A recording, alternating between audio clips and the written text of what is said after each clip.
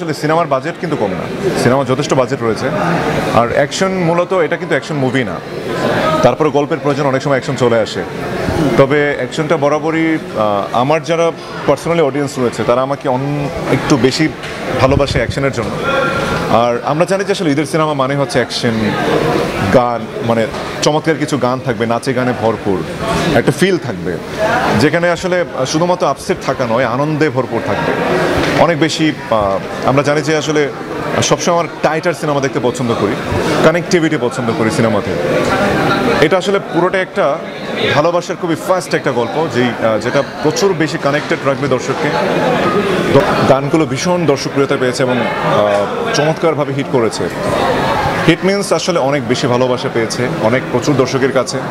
একদম শুরু থেকেই প্রচুর পরিমাণে টিকটক রিলস সেই গানগুলোকে নিয়ে অনেককে বানাতে দেখা যাচ্ছে, যেটা আসলে মানে ফিল করা যায়। আই ক্যান রিয়েলাইজ যে এই গানটাকে দর্শক কতটা ভালোবেসেছে এবং কতটা অ্যাকসেপ্ট করেছে।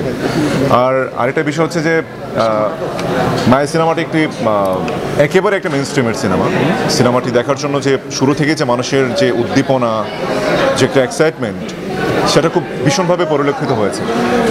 হল আসলে ঢাকা শহরের নানান কারণে আমরা আসলে হলগুলোকে ম্যাচ করতে পারিনি বা কানেক্ট করতে পারিনি।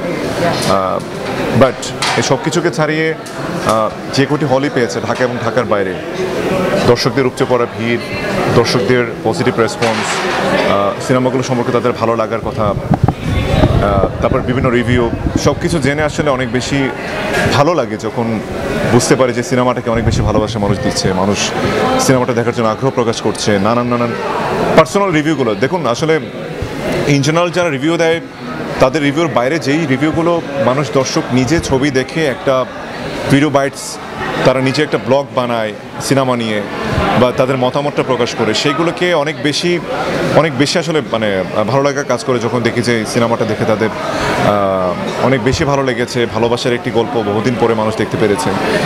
ওইটাই আসলে সবচেয়ে বেশি আমার কাছে মনে হয় যে matter of pleasant. As a actor এর চেয়ে আসলে ভালো লাগার আর কি হতে